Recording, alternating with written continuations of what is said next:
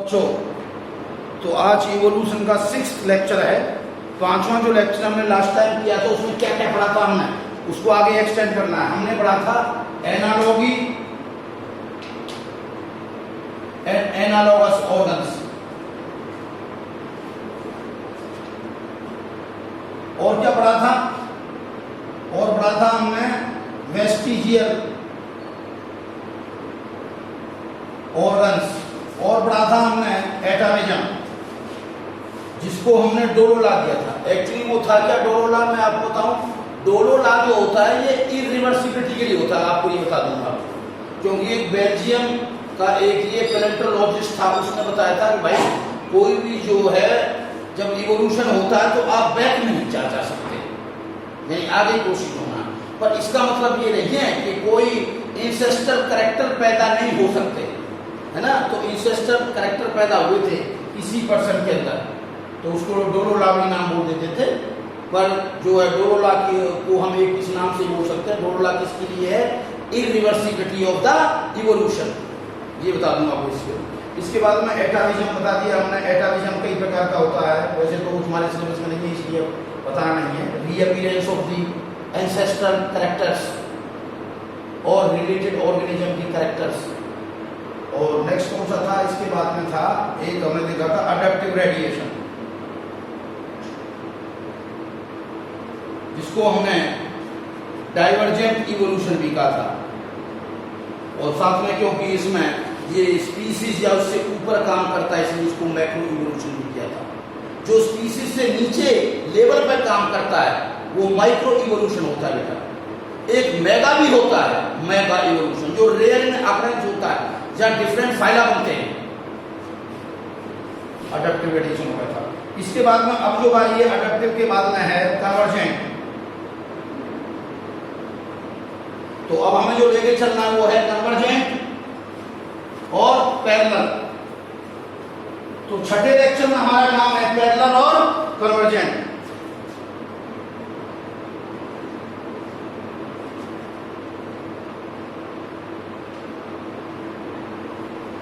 Evolution मैंने आपको एक बात बहुत पहले बता दी थी, analogous organ are the result of convergent evolution. इसका मतलब क्या था जो मैंने आपसे कही थी कि यहां से लाइन आ गई, यहां से लाइन आ गई, यानी जो है different lineage line, different lineage line come together and get converged, that show the superficial resemblance। वो superficial resemblance का मतलब क्या है,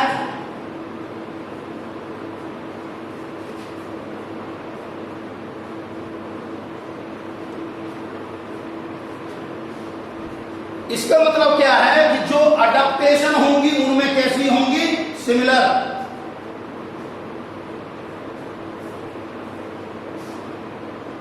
under similar habitat,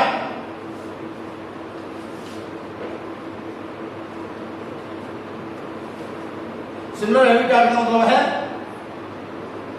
similar environmental condition.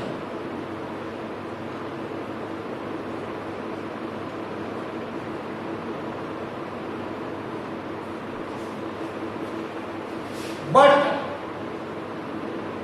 at different geographical areas, this lead to the convergence।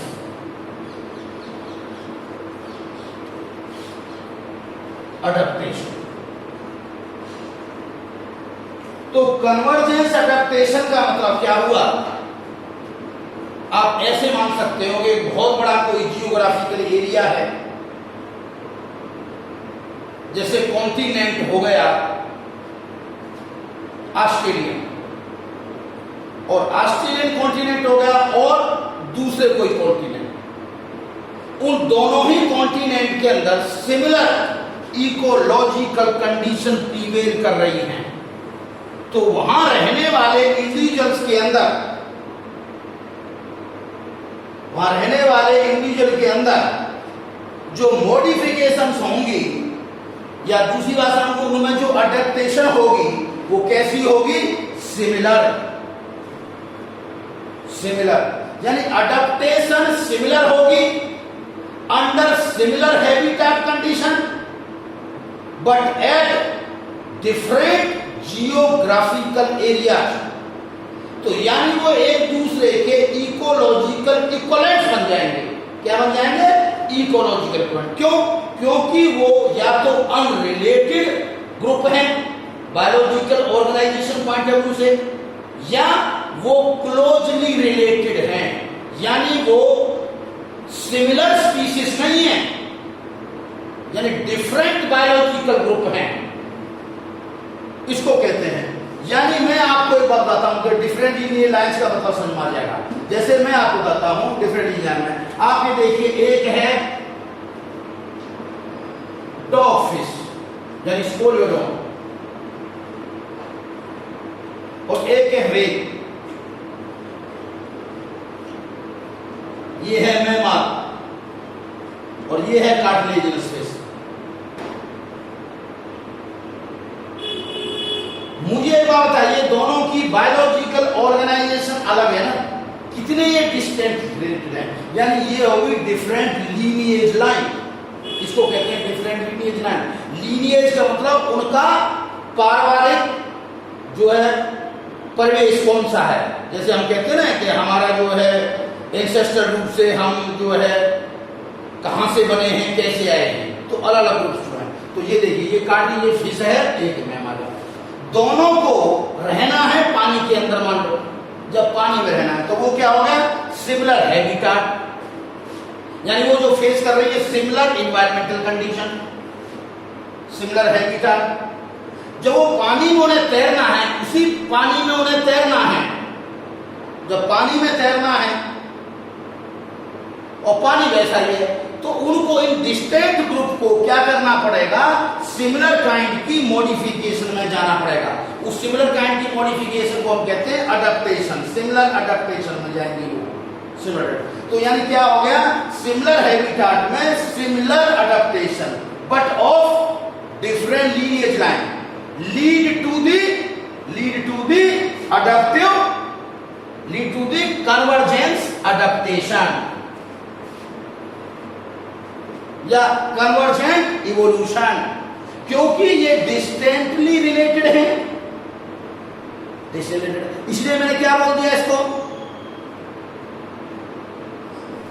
Convergent. अगर ये closely related होती तो इसी को मैं पैरेलल बोल देता। कैसे? जैसे मैं बताता हूं, पैरेलल के लिए मैं एग्जांपल कर देता हूं।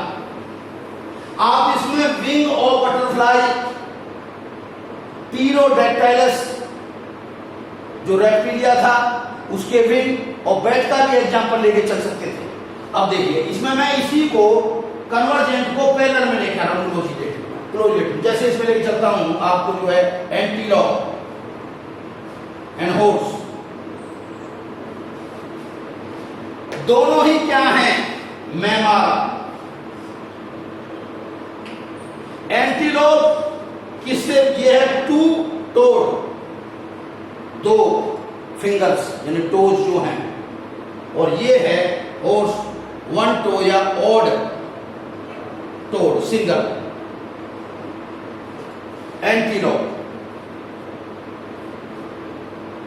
नीलगाय कह सकते हो आप, कौन भाषा? ये एंटीलोप। बड़े बड़े डियर भी कह सकते हैं, डियर किसी में आते हैं एंटीलोप जैसे। तो ये टू टोड और ये हॉर्स, दोनों में क्या है? दोनों में इसका ऑर्डर कौन सा है? एंटीलोप का आर्टियोडैक्टाइला। आप डियर भी दे सकते थे, ऐसा कुछ नहीं मैंने बताया। और यहां पर इसका हॉर्स का जो ऑर्डर है, जेब्रा हॉर्स, इनका ऑर्डर जो होता है वो कौन सा है? जेब्रा हॉर्स का ऑर्डर कौन सा है? पैकिसोडैक्टाइला। आपने ये दोनों का ऑर्डर अलग अलग है पर क्लास इनकी एक ही है, तो ये एक दूसरे से क्या है? Closely related. और इनको क्या करना है? भागना है। ये दोनों क्या होते हैं? कर्सोरियल दोनों ही भागते हैं। तो इनके अंदर जो अडैप्टेशन होंगी इन दोनों में, वो पैरेलली रन करेंगी सिमिलर काइंड की। यानी कहने का मतलब क्या हो जाएगा इसमें, अडैप्टेशन सिमिलर होंगी इन दोनों में, under similar habitat, similar environmental condition, दोनों को भाग बनाते हैं। यानी कर्सोरियल हैबिट करनी है उनको, जब कर्सोरियल हैबिट करनी है तो उनको उन्हीं सिमिलर इन्वायरमेंटल कंडीशन में अडैप्टेशन एक सी लेके करनी पड़ेगी। उसको हम क्या बोल देंगे, पैरेलल इवोल्यूशन, ठीक है ना, उसको पैरेलल इवोल्यूशन कहते हैं। अच्छा, अब मैं आपको बताता हूं, अब आती है बारी आपके एनसीईआरटी में जो एग्जाम्पल दिया हुआ है। आपके एनसीईआरटी में दो एग्जाम्पल दिए हैं, एक है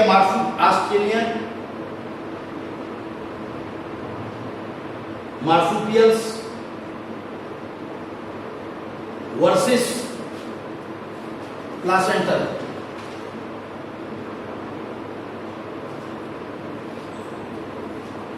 मैमल्स,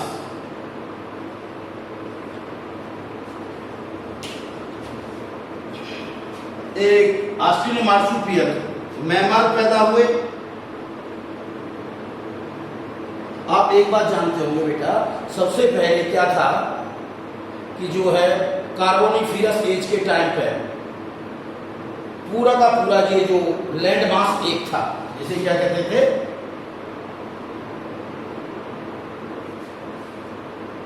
शायद प्रोटोजिया कहते थे, है ना, प्रोटोजिया था ना, आई एक्सपेक्ट प्रोटोजिया ऐसा हुआ था कोई,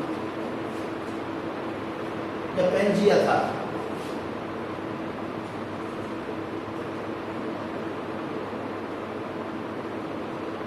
Pangaea, not Protogaea, that was the Pangaea, not Protogaea, ज्यादा नहीं, वो पेंजिया था, एक लैंड मास। उसके बाद में कॉन्टिनेंटल ड्रिफ्ट आने के बाद में क्या हुआ था, अलग अलग कॉन्टिनेंट बने थे। तो जब ये ऑस्ट्रेलियन कॉन्टिनेंट बना था तो उसका एक लैंड मास के द्वारा कनेक्शन दूसरे कॉन्टिनेंट से बिल्कुल टूट चुका था। मैमल यहां जो थे वो अलग ढंग से बने थे, वहां पे एक अपनी अलग से अडैप्टेशन हुई थी। बाकी जगह पे कॉन्टिनेंट पे प्लासेंटल बने थे, वो प्लासेंटल यहां क्रॉस करके नहीं जा पाए थे। तो यहां पर भी अगर वही सिमिलर इन्वायरमेंटल कंडीशन फ्लो कर रही है, और यहां भी मार्सुपियल में भी अगर वो सिमिलर इन्वायरमेंटल कंडीशन है, but they are separated by the geographical area, ये वाला वर्ड, डिफरेंट जियोग्राफिकल एरिया, क्योंकि यहां तो जियोग्राफिकल एरिया हो गया डिफरेंट कॉन्टिनेंट में है। तो आप क्या कह सकते हो, the adaptations are similar under similar habitat. आप ऐसे लिख सकते हो, adaptations are similar under similar habitat. Similar habitat का मतलब similar environmental conditions lead to but at the different geographical area.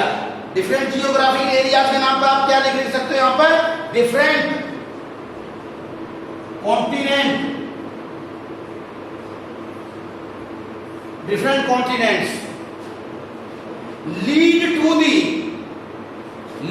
the convergent adaptation।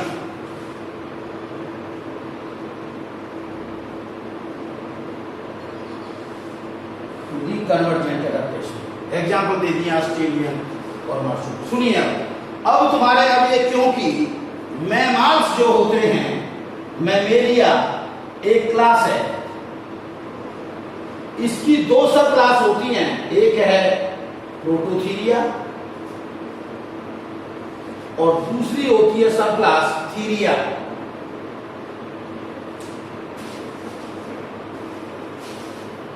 Prototheria के अंदर सिर्फ एक ऑर्डर होता है मोनोट्रीमेटा, जिससे एग लेइंग मैमल बिलोंग करते हैं। और जो थीरिया होता है, इस सब क्लास में दो इंफ्रा क्लास होती हैं। इंफ्रा क्लास छोटी, उससे और लोअर लेवल आ गया इंफ्रा क्लास। वो कौन कौन सी है, एक है मेटाथीरिया और दूसरी है यूथीरिया। यूथीरिया को या प्लासेंटल मैमल्स कहते हैं।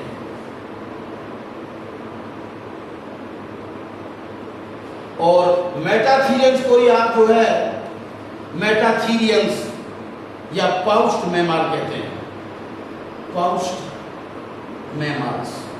आप जानते हो ये ऑस्ट्रेलियन कॉन्टिनेंट में है और एग लेइंग भी इसी में मिलते हैं, ऑस्ट्रेलियन कॉन्टिनेंट में, जिसमें ऑस्ट्रेलिया और न्यूजीलैंड दोनों आते हैं। बाकी प्लासेंटल अदर कॉन्टिनेंट्स में।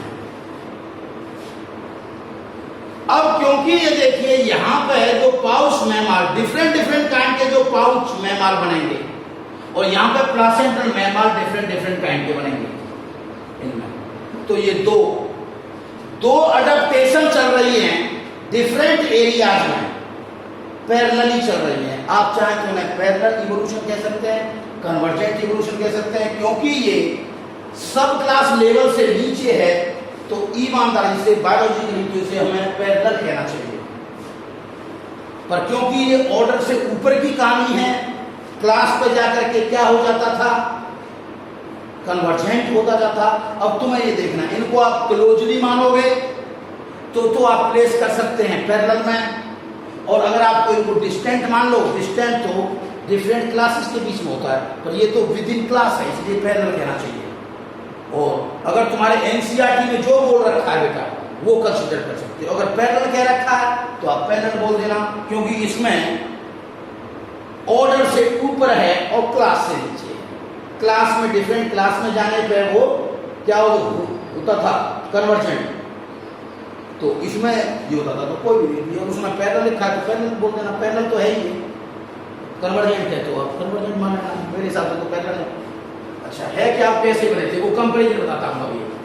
प्लासेंटल कौन कौन से थे, जैसे प्लासेंटल बनेंगे यहाँ पे एक बीच में रहेंगे मार्सुपियर का, रेडिएशन का, ऐसे ही यहाँ यूथीरियंस करेंगे। तो इधर कंपैरिजन जब करेंगे एनसीईआरटी का भी बिल्कुल वही करना है। जैसे यहाँ पे इसमें कंपैरिजन लिखिए, यहाँ होगा मार्सुपियर, मैं 2-3 एग्जाम्पल पेश कर देता हूँ, बाकी आप एनसीईआरटी पढ़ेंगे। जैसे यहाँ होगा मेटाथीरिया, यानी इधर आ गया, तो यहाँ होगा मार्सुपियल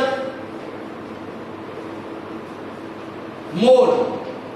तो यूथीरियंस में क्या होगा, प्लू प्लासेंटल में क्या होगा, खाली मोर। यहां होगा नुम्बेट, तो यहां होगा स्पाइनी, नहीं स्पाइनी नहीं, आंट ईटर, खाली आंट ईटर, ये भी आंट ईटर होता है, उसे कहते हैं नुम्बेट। यहां होगा मार्सुपियल मोर, माउस, मार्सुपियल माउस, तो यहां होगा खाली माउस। यहां होगा तास्मियन या तास्मेनियन वोल्फ, तो यहां होगा सिंपली वोल्फ। यहां होगी फ्लाइंग, यानी मार्सुपियल में, मेटाथीरियंस में, यहां होगा फ्लाइंग फेलेंजर, तो यहां होगी फ्लाइंग स्क्विरल, उड़ने वाली गिलहरी, फ्लाइंग स्क्विरल।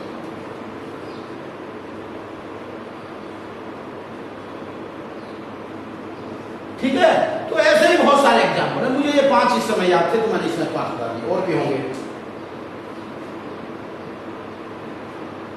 तो ये एग्जाम्पल आते, ओके बेटा।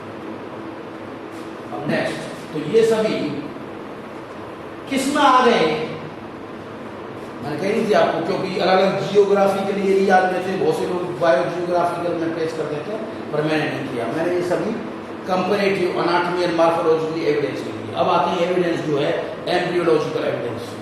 कौन से एविडेंस बता रहा हूं मैं अब आपको, embryological evidence.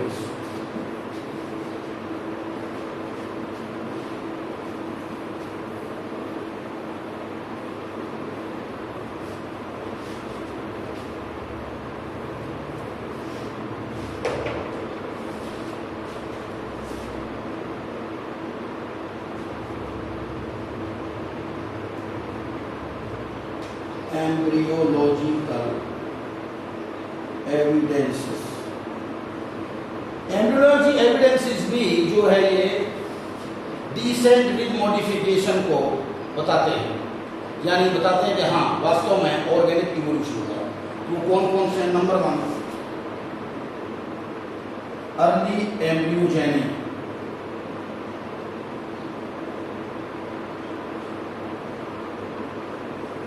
resemblance in vertebrate embryos. Number 3.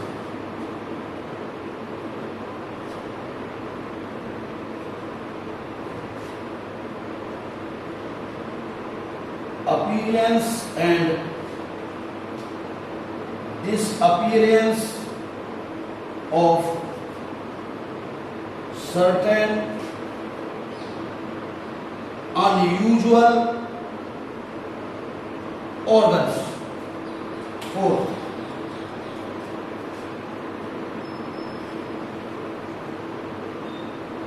Retrogressive metamorphosis. For example, Erdmannia. जिसे सी स्क्वाट भी कहते हैं, सी स्क्वाट। 5वां है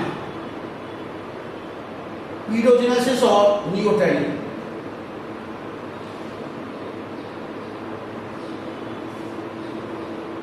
और पीडोमॉर्फोजेनेसिस एक ही बात है, एंड नियोटेनी। लास्ट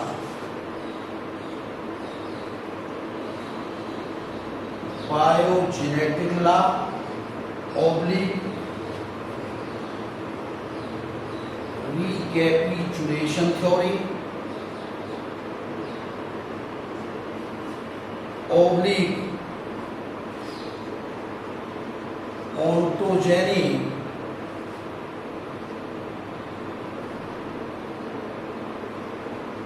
recapitulates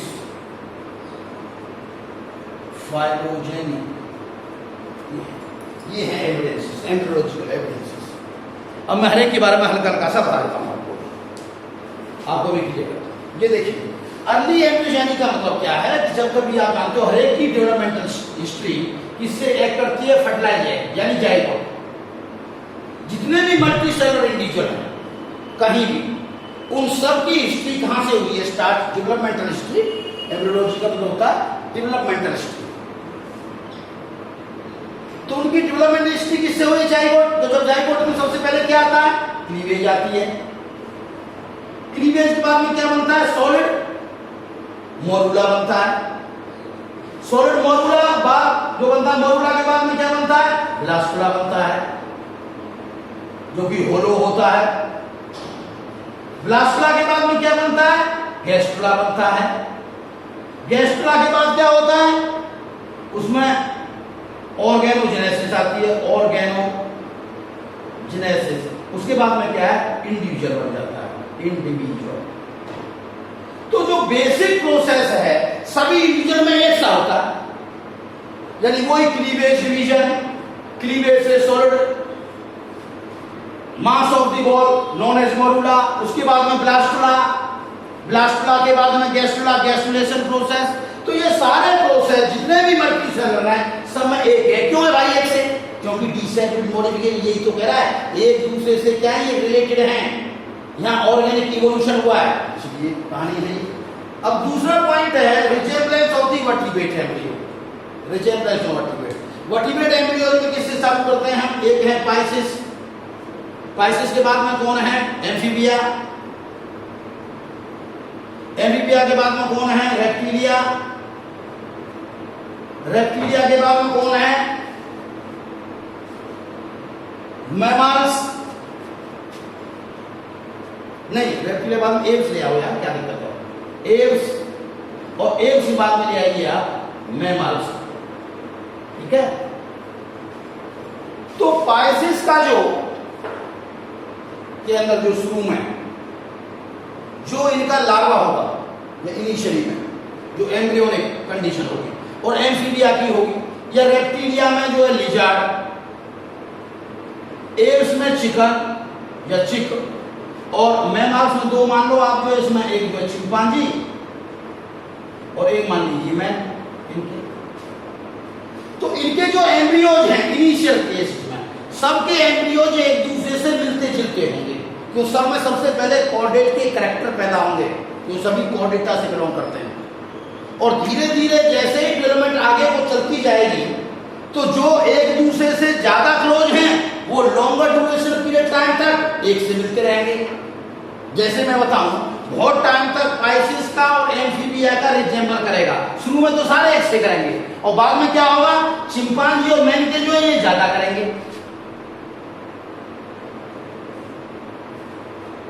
आपको ये बात पता है, जब मैं आपको ह्यूमन का रिप्रोडक्शन पढ़ा रहा था, तो गेस्टेशन में मैंने कहा था जो 6 मंथ का ऐसा टाइम होता है गेस्टेशन, जब ह्यूमन के बच्चे के पूरे शरीर पे हेयर्स होते हैं। अगर हेयर्स होते हैं, अगर उस 6 मंथ के बच्चे को देखा जाए तो ऐसे अपील होता है जैसे आदमी का होकर के, यानी जो फीटस है वो ऐसा जैसे आदमी का होकर के वो चिंपांजी का है, उसके बॉडी पे होते हैं पूरी तरह पे। वो क्यों होते हैं सिमिलर? क्योंकि वो एक दूसरे के ज्यादा क्लोजली रिलेटेड है, इसलिए more longer duration period of time तक वो एक दूसरे से रिजेंबल करेंगे। यही तो ऑर्गेनिक इवोल्यूशन है, क्योंकि उनकी किनशिप ज्यादा है एज कंपेयर टू इनके मुकाबले। स्टार्टिंग में तो सब एक से होंगे, सभी कॉर्डेट हैं, फिर क्लास के कैरेक्टर पैदा होंगे तो वो ज्यादा देर तक वो रिजेंबल करेंगे। ये कहानी है, ठीक है। तो ये भी रिजेंबलेंस इसको बताती है। Appearance and disappearance certain unusual organs, मैं बताता हूं क्या होता है, आपको बताऊं। जैसे इसमें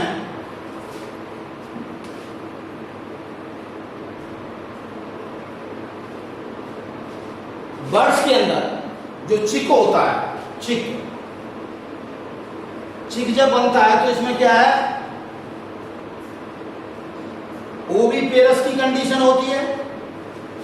डेवलपमेंट जो होता है एम्ब्रियो का वो आउटसाइड बॉडी होता है। तो जब वो चिक अंडे से बाहर निकल के आता है तो इनिशियली में उसके अंदर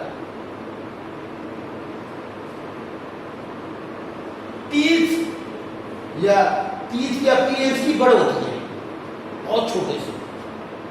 अच्छा, उसके बाद जब वो एडल्ट बनता है तो वो टीथ बड़ जो थी या टीथ जो है वो क्या हो जाते हैं, डिसअपीयर। अब क्वेश्चन होता है ऐसा क्यों होता है?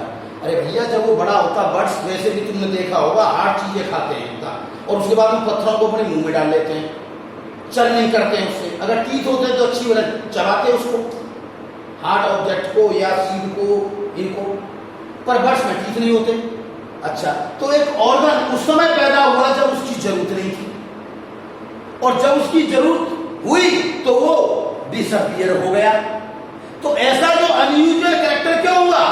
तो इसलिए मैंने इसको पॉइंट को रखा, appearance and disappearance of that unusual character थे। ये ऑर्गेनिक इवोल्यूशन को बिल्कुल बता रहा है। कैसे बता रहा है? ये बता रहा है भैया, ये इस बात बता रहा है जो चिक हैं ये क्या है, बैक्टीरिया नहीं, ये बर्ड्स हैं, सही है ना, बर्ड्स हैं। ये बने किससे हैं? रेप्टिलिया से। तो जिन रेप्टिलिया से बने हैं उनमें क्या था? उनमें डेंटिशन था। तो वो डेंटिशन जो टूथ रेप्टिलियन थे उनसे बने थे, तो इसलिए ये कैरेक्टर इनमें हो सकता था। और उसके बाद में अडेप्टेशन के मुताबिक बाद में नीड नहीं रही होगी तो डिसअपीयर हो गया था उसके लाइफ में से। तो ये कहानी है। तो ऐसा ऑर्गन जब उसकी नीड अराइज होती है तब वो डिसअपीयर हो जाए, और जब नीड नहीं है तब प्रेजेंट, तो उसको कहते हैं unusual characteristic of certain organs. ये किसमें मिलता है? बर्ड्स के अंदर या चिक के अंदर, उसकी डेवलपमेंटल हिस्ट्री में, ठीक है। इसके बाद बारी है रेट्रोग्रेसिव मेटामॉर्फोसिस, हर्डमानिया। मैंने कही थी हर्डमानिया में जो है इसका जो लार्वा होता है उसको कहते हैं टेडपोल लार्वा या अपेंडिकुलेरिया लार्वा। बहुत लंबी टेल होती है, ये एडेसिव ग्लैंड है। इसके लार्वा को देख करके अंदाजा लगता है, ये लार्वा है, इस लार्वा को देख के पता लगता है कि ये वास्तव में कॉर्डेट है या प्रोटोकॉर्डेट है। और जब ये ट्रांसफॉर्म होता है तो सिसार सीडेंट्री एडल्ट बन जाता है, ये एडल्ट है और ये लार्वा है।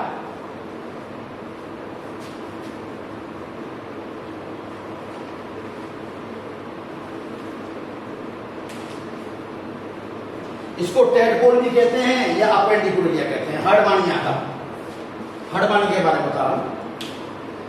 तो ये जो लार्वा है मोर एडवांस है देन एडल्ट।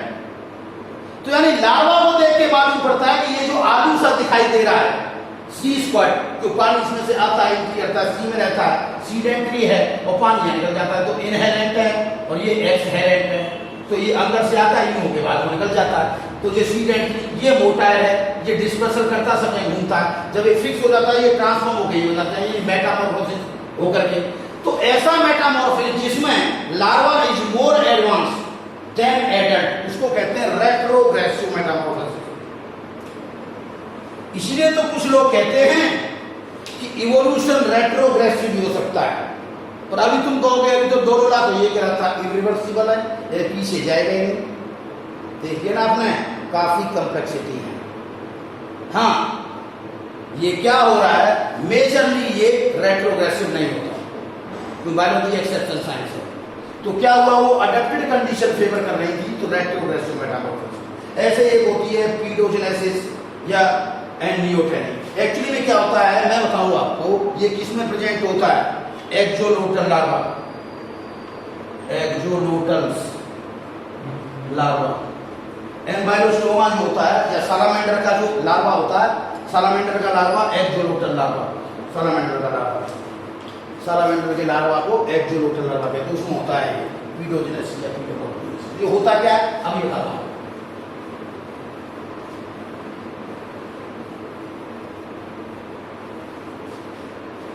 देखो भाई,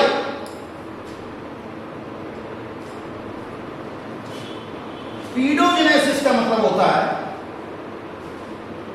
precocious development, precocious development, that is larva possess adult characters, for example gonad and mate and reproduce। और नियोटेनी का मतलब है एडल्ट पोजेसिंग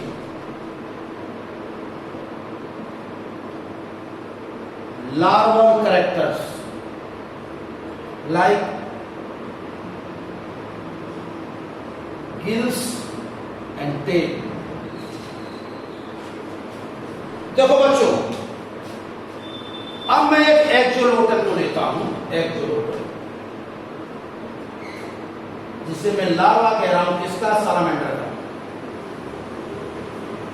एम्बायोस्टोमा उसका। अब सुनिए आप, यानी इसमें स्ट्रेस किस बात पे है पीडोजेनेसिस में, कि भाई वो लार्वा है, एक्चुअल में तो लार्वा है, पर उसमें गोनेड अपीयर हो गए और वो मैच्योर हो गए, तो उसने क्या कर दिया, एडल्ट की तरह रिप्रोडक्शन कर दिया, क्योंकि रिप्रोडक्शन तो एडल्ट की कैरेक्टरिस्टिक है, पर है वो बेसिकली लार्वा। यहां स्ट्रेस किस पे है, लार्वा पे।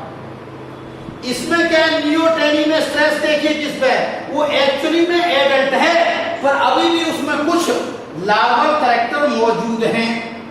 वो लार्वल कैरेक्टर क्यों मौजूद है, क्योंकि वहां की जो इन्वायरमेंटल कंडीशन है, जिस माहौल में वो रह रहा है, वो उन कंडीशन को रिटेन करने में फेवर कर रही हैं, उसको मदद कर रही हैं। क्योंकि वहां पानी है तो उसमें वो आराम से वहां टेल के सारे घूम सकता है, और पानी है तो उसमें गिल्स के सारे वो रेस्पिरेशन कर सकता है, तो वो मदद कर रही है। नहीं एक बार वो डिसअपीयर हो जाती है, पानी है तो अब वो रहने के लिए लैंड नहीं मिलती, तो क्या करता, तो उसने उसका जो हेल्प किया ना, वैसे भी कहा था ना मॉडिफिकेशन होती है, तो इन्वायरमेंटल कंडीशन में उसकी अडेप्टेशन में हेल्प की। अब देखिए आप एक्सोलोटल को जब हम देखते हैं, लार्वा को जिसको एक्सोलोटल कहते हैं, तो उसमें क्या है, ये गिल्स भी हैं, टेल भी है, और ये जो है क्या कहते हैं गोनोइड भी है, और वो मीट भी करते हैं। कुछ लोग कहते हैं कि नहीं भाई देखो एक्सोलोटल है ना, ये अपने आप में एक लार्वा है, और क्योंकि ये लार्वा है बेसिकली, और इसने क्या करना चालू कर दिया, इसमें गोनेट डेवलप हो गए थे, इन्होंने मेट कर दिया एंड रिप्रोड्यूस कर दिया, तो इसलिए हम इसको क्या कहेंगे क्विडोजिनेसिस कहेंगे। वो है तो लार्वाई पर उसमें गोनेट पैदा हो गए। दूसरे फॉलोअर क्या कहते हैं, नहीं, वो कहते हैं नहीं, एक्सोलोटल एक्चुअली में एडल्ट है, पर उसके अंदर अभी भी गिल्स और टेल मौजूद है, इसलिए वो लार्वा कैरेक्टर शो कर रहा है, वो एडल्ट, क्योंकि वो मीट करता है, एडल्ट भी मीट करता है, इसलिए है। तो बोले नहीं ये तो नियोटेनिक, इसलिए कई बार हम नियोटेनिक और क्विडोजिनेसिस को हम एक दूसरे से रिप्लेस कर देते हैं। पर आज आपको बच्चों पता लग गई होगी दोनों टर्म अलग अलग हैं। इसमें स्ट्रेस है क्विडोजिनेसिस में कि लार्वा में एडल्ट कैरेक्टर, नियोटेनी में स्ट्रेस है एडल्ट है बट हैविंग लार्वल कैरेक्टर। पर इस लेवल पर तुम्हारे वाले लेवल पर ये इंटरचेंजेबल किया जा सकता है, पर अगर कोई एग्जामिनेशन आ जाए कि इन दोनों का अंतर, तो उस समय आपको ये अंतर पता होना चाहिए, इसलिए मैं बता रहा हूं, और कोई बात नहीं, ठीक है, ओके।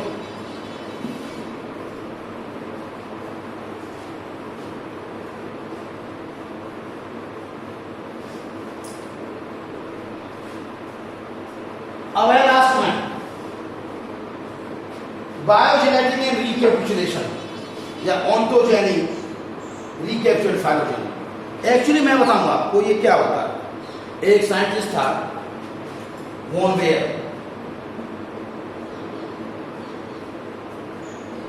उसने ला किया था बेयर्स लॉ, और वो जो ला दिया था उसने ये कहा था कि भाई ऐसा है, किसी भी इंडिविजुअल के या एनिमल के इंडिविजुअल्स लाइफ हिस्ट्री, उसकी लाइफ हिस्ट्री में सबसे पहले क्या होगा, जनरल कैरेक्टर पैदा होंगे। कौन से कैरेक्टर होंगे, जनरल, उसके बाद में लेस जनरल, और उसके बाद में स्पेसिफिक। यानी अगर मैं ये कहूं कि अगर मान लो वो individual happen to be human है या चिंपांजी है, तो उसमें पहले कैरेक्टर पैदा होंगे जनरल के नाम पर कोऑर्डिनेट कैरेक्टर, लेस जनरल के नाम पर क्लास कैरेक्टर यानी मैमेलिया के, और स्पेसिफिक के नाम पर जीनस के या इनके जो है या स्पेसिफिक कैरेक्टर। तो ये बात बिल्कुल ठीक है, ऐसे ही होते हैं। पर उसने इसको बेयर लॉ को शुरू में खुद वॉन बेयर ने इसको कुछ टाइम बाद में डिस्कार्ड कर दिया।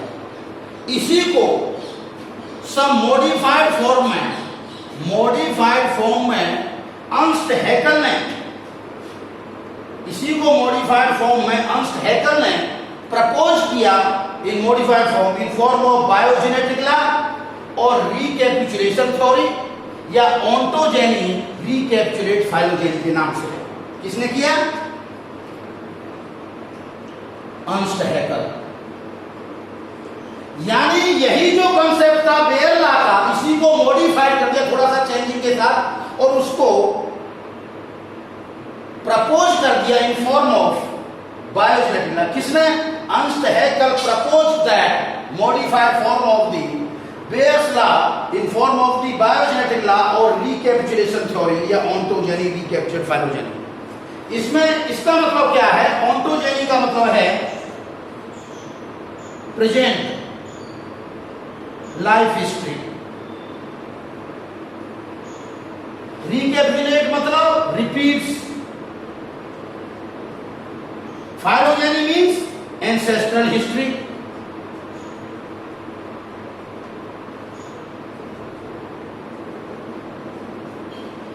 इसका मतलब क्या हुआ, जब कभी एक डेवलपमेंटल स्टेजेज होगी किसी इंडिविजुअल की, तो वो जो है अपनी डेवलपमेंटल स्टेजेज में उन सब स्टेजेस से गुजरेगा, जिन स्टेजेस के थ्रू से होता हुआ आज वो इवॉल्व होके इस स्टेज पर पहुंचा है। जैसे फॉर एग्जांपल, जैसे बताऊं, जैसे ह्यूमन की भी स्टार्टिंग कहां से होती है, जाइगोट से।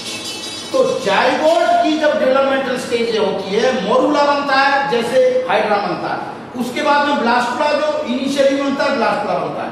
ब्लास्टुला के बाद में गैस्ट्रुला बनता है। तो गैस्ट्रुला शुरू में 2 लेयर बनता है डिप्लोब्लास्टिक। डिप्लोब्लास्टिक कंडीशन किसके अंदर मिलती है? नीड एरिया, जिनको सीलेंटेड कहते थे जनुष से। उसके बाद बनेगा ट्रिप्लोब्लास्टिक। ट्रिप्लोब्लास्टिक यानी एम्ब्रियोनिक अगले और आगे स्टेज में चला गया। उसके बाद में वो इन्वर्टिब्रेट को छोड़ करके किस में आ गया? कॉर्डेट में आ गया। तो कॉर्डेट में वही फेरेंजियल टिश्यू वो सब बनेंगे जैसे पाइसिस वगैरह में। उसके बाद में उसमें कॉर्डेट कैरेक्टर बाद में किस में आ गया? जो अपनी खुद की क्लास है वो कैरेक्टर पैदा होंगे और फाइनली जो प्राइमेट के कैरेक्टर आएंगे और फाइनली जीनस के आएंगे। तो उसने अर्ली अपनी प्रेजेंट डे डेवलपमेंटल हिस्ट्री में उन सब स्टेजेस को रिपीट किया है। वो कौन सी स्टेजेस? एटलीस्ट एम्ब्रियोनिक स्टेजेस, जिनके थ्रू पास होकर के आज प्रेजेंट डे इंडिविजुअल बना है, यानी फाइलोजेनी मतलब पास्ट हिस्ट्री, एंसेस्टर हिस्ट्री। तो यानी इसको शॉर्ट में क्या कह देते हैं? ऑन्टोजेनी रिकैपिचुलेट द फाइलोजेनी और present life history repeats the ancestor history at least of its embryonic stages. ये नहीं कि भाई पहले जो एडल्ट हाइड्रा बनेगा, कोई कहे कि भाई एडल्ट हाइड्रा कहां बनता है? अरे भैया हमने कही थी उसकी एम्ब्रियोनिक मतलब जैसे 2 लेयर गैस्ट्रुला बन गया था, ऐसे ही एम्ब्रियोनिक में जैसे सभी बाप में वर्टिब्रेट थे उसको कहते हैं बायोजेनेटिक लॉ या रिकैपिचुलेशन थ्योरी। आपसे एग्जाम में ये पूछेगा किसने दिया था, ये किसका मॉडिफाइड फॉर्म है, ये सब चीजें पूछी जाएंगी आपसे, आपको पता होना चाहिए बस ये। ठीक है बच्चों, आई थिंक आपके समझ में आ गए होंगे ये सभी एविडेंसेस। गर्मी बहुत है, मैं आपको बताऊँ पसीना हो गया है मेरे को, बहुत आ रहा है, पंखा चलने के बावजूद बहुत आ रहा है, इसलिए मैं आगे को चालू करता हूँ। ये हो गए कौन से? Embryological evidences. अब एम्ब्रियोलॉजिकल एविडेंसेस के बाद में अब मैं लेके चलता हूँ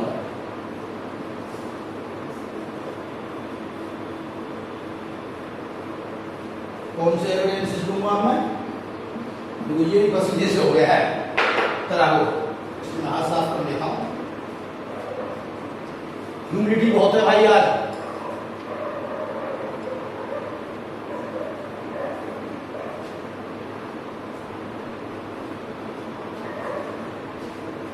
एक दो दिन के बाद में जन्माष्टमी है, आज बना रहा हूँ वीडियो आपके लिए, कुछ टाइम बाद रिलीज कर दूंगा इसको, बताऊँ भाई।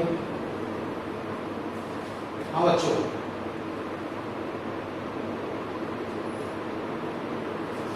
अब कौन से एविडेंस ले रहा हूँ? बायोकेमिकल, आज के जो नए रिसेंट हैं बायोकेमिकल एंड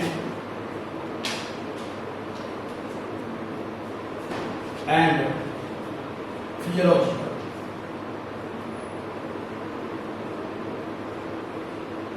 मॉलिक्यूलर बायोलॉजी बहुत ज्यादा आगे बढ़ चुकी है, उस समय थी नहीं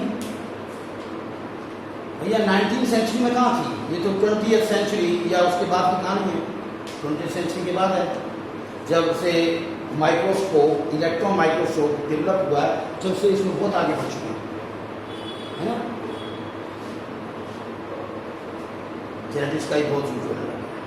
तो ये बायोकेमिकल फिजियोलॉजिकल एविडेंसेस है, आज के एविडेंसेस हैं, और जो पुराने वाले जिनके बारे में बताया था उनको सपोर्ट भी करते हैं। तो ये एविडेंसेस कौन कौन से हैं मैं बताऊं, जैसे वो भी सपोर्ट करते हैं। जैसे आप देखिए प्रोटोप्लाज्म, दूसरा देखिए chromosome, haemoglobin,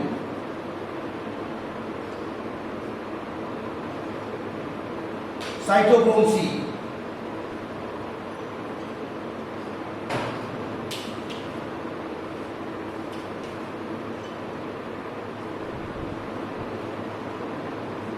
hormones and enzymes,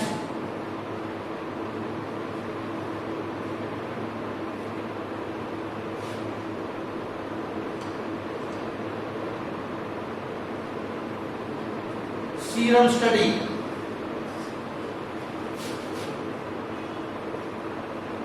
blood group,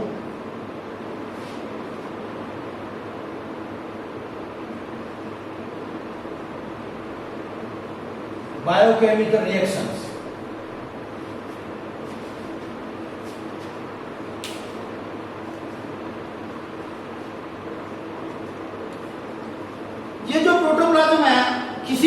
देखिए आप स्टार्टिंग के सब में जो CHON सब में ये प्रिंसिपल होते हैं,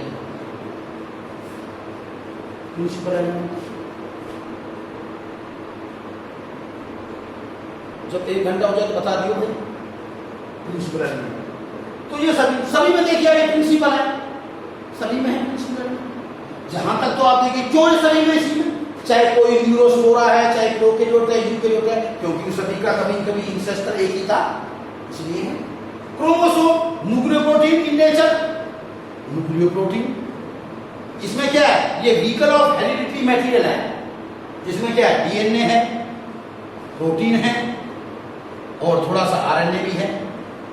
जब इसके डीएनए को हम कंपैरिजन करते हैं, मैन के डीएनए को डबल स्टैंडर्ड होता है विद और किसी के डीएनए से, तो उससे मालूम पड़ती है कितना एक दूसरे के क्लोज है। जैसे मैन का मैन से किया जाए तो क्या होगी 100% सिमिलरिटी। अब जब हम जो है ग्रेट एप्स लाइक चिंपांजी और गोरिल्ला से करें, तो आपको बताता हूं, पहले हम मानते थे चिंपांजी के अंदर करीब जो है 96 है, पर रिसेंटली मालूम पड़ा नहीं वो 99% है कंप्लीमेंट्री और गोरिल्ला का 19% है। यानी ह्यूमन का जो डीएनए है, जब कभी एक डीएनए स्टैंड को अलग करते हैं, डीनेचर करते हैं और फिर उनको कूल डाउन करके उनको रीनेचर करने दें, तो उस समय कितने % कंप्लीमेंट्रिटी आती है, तो ह्यूमन के साथ तो 100% है, वो सेम स्पीशीज है, पर चिंपांजी के साथ आ जाती है 99% और गोरिल्ला के साथ में 98%। किसी समय हम कहते थे कि ये 97.5% है, किताबों में भी शायद लिखा होगा, पर मैंने आपको बता दिया।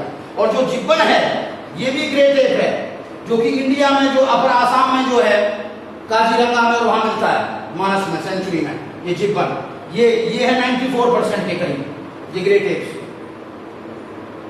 इसका मतलब ये हमारे क्लोजेस्ट रिलेटिव हो गए।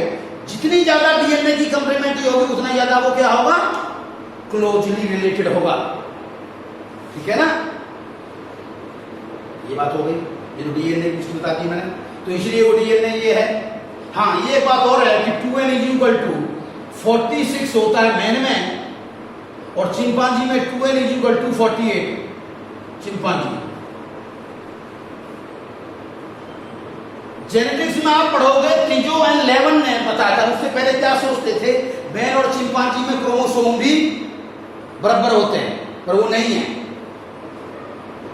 ह्यूमन में कैसे है, जेनेटिक्स बता देंगे आपको ये कैसे हुआ है। वैसे भी आपकी जानकारी बता दूं, चिंपांजी से या ग्रेट एप से मैन नहीं बना है।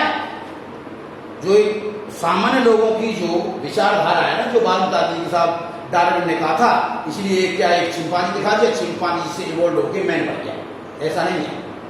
एक्चुअली में है क्या कि चिंपांजी और मैन इनके इंसेस्टर एक ही थे और दोनों की पैरेलल इवोल्यूशन हुई। यानी चिंपांजी जिन इंसेस्टर से बने और उन्हीं इंसेस्टर से ह्यूमन बीइंग बने। वो इंसेस्टर जब वो नीचे आ गए तो मैन हो गए, जो ऊपर ले आए पेड़ पे वो जो है ग्रेट एप के रूप में आ गए। आगे समय उनका कॉमन इंसेस्टर था, तो इंडिपेंडेंटली बने दोनों, पर इनमें सिमिलरिटी बहुत है, ठीक है ना। जिन पर ये सब बता दिया मैंने। इसके बाद अब है हीमोग्लोबिन। अब आप देखिए, आपने सुन रखी है हीमोग्लोबिन, जो ऑक्सीजन को कैरी करने वाली जो कंजुगेटेड प्रोटीन होती है हीमोग्लोबिन, इसमें 2 अल्फा और 2 बीटा चेन होती हैं और 2 बीटा चेन। अल्फा चेन में कितने अमीनो एसिड होते हैं, हर अल्फा चेन में 141 अमीनो एसिड और बीटा चेन में 146 अमीनो एसिड। तो कुल मिलाकर के 574, ये 2 है, डबल गुणा में 2 करो, इसको भी गुणा में 2 करो, तो यही आ जाएगा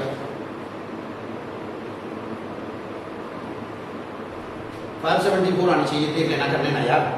6 और 1 7, 4 4 8 और 2 87, 2 से करो, 7 दूनी 14, 8 दूनी 16, 1 17, हाँ 572, बिल्कुल सही आ गया। इतने अमीनो एसिड हुए।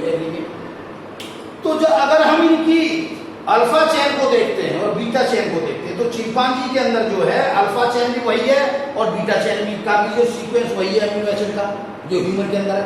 बस गोरिल्ला के अंदर क्या है कि एक अमीनो एसिड का अंतर है in the each alpha chain and in the beta chain. Beta chain और अल्फा चेन में एक एक अमीनो एसिड का डिफरेंस है बस। इसका मतलब क्या हो गया, इस हिसाब से चिंपांजी मोर क्लोज हुए to the man as compare to gorilla, है ना। हालांकि ग्रेट एप्स के नाम पे दोनों कह देते हैं। तो हाँ, एक बात बताऊं आपको, ये तो हमने हीमोग्लोबिन पॉइंट ऑफ व्यू से डीएनए पॉइंट ऑफ व्यू होता है। अगर हम गैस्टेशन पीरियड को देख के चले, जो आपको पहले बता चुके हैं, तो गोरिल्ला का ह्यूमन के पास होता है। ब्रेन का साइज देख के चले तो वो गोरिल्ला का ज्यादा होगा चिंपांजी से।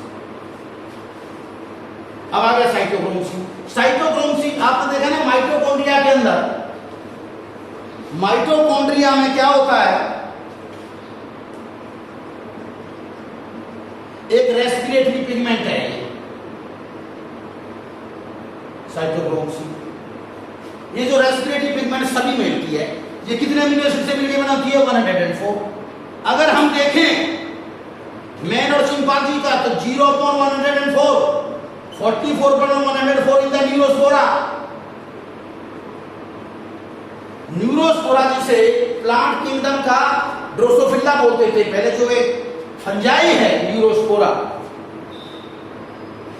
जो कि एस्कोमाइसीटस है, बताओ उसमें भी साइटोक्रोम में 104 ही होंगे अमीनो एसिड, बताइए फंजाई। और ह्यूमन के अंदर भी 104 ही होंगे, और दोनों में जो अंतर है वो सिर्फ 44 अमीनो एसिड का है।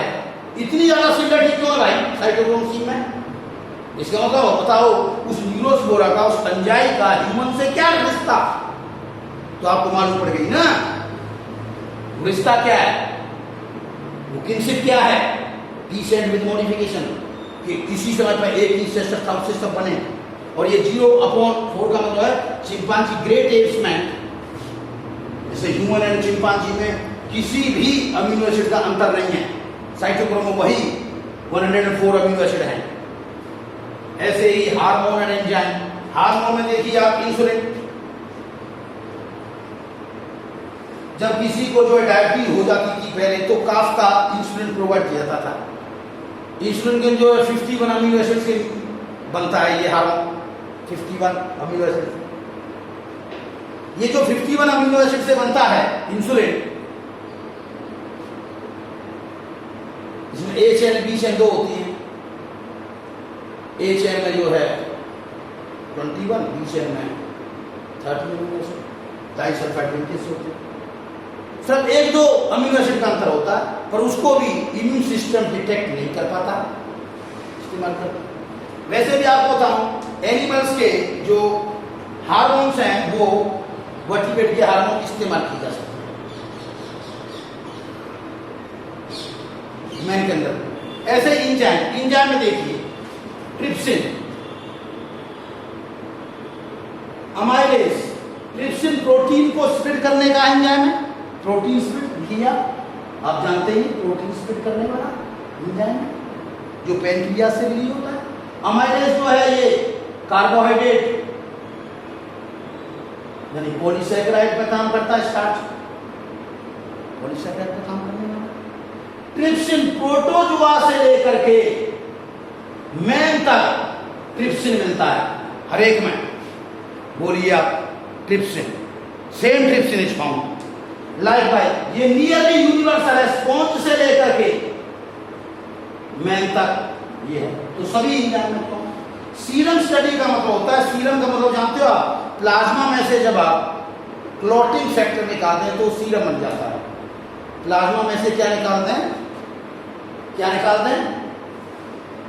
फाइब्रिनोजन या क्लॉटिंग फैक्टर, तो सीरम बन जाता है। तो सीरम में क्या होती है, सीरम में एंटीबॉडी मिलती है। एंटीजन एंटीबॉडी का जो रिएक्शन होता है उसकी स्टडी को कहते हैं सीरोलॉजी। क्या कहते हैं उसे, सीरोलॉजी।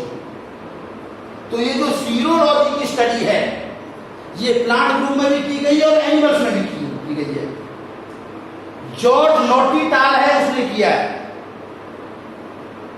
एनिमल्स में, ब्रिटिश साइंटिस्ट था जॉर्ज नॉटिटाल।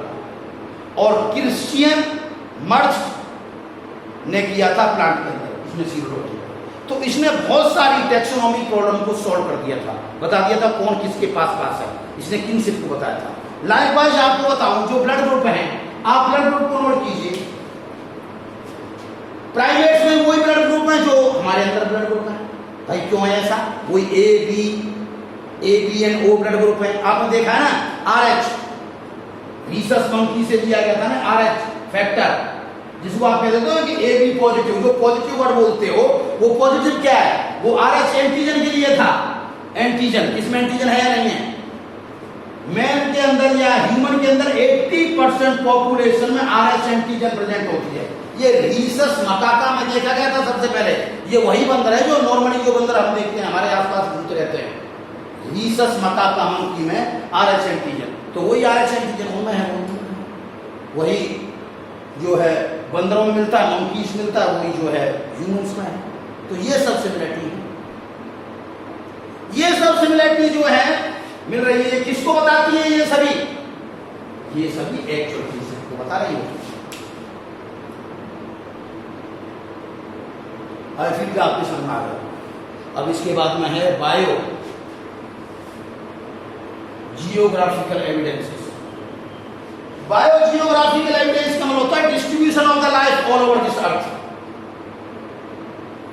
जू जियोग्राफिकल कहते हैं जब जो है एनिमल का डिस्ट्रीब्यूशन हो, यानी फ्योना का डिस्ट्रीब्यूशन हो ऑल ओवर द अर्थ। ये डिस्ट्रीब्यूशन कितने प्रकार का हो सकता है?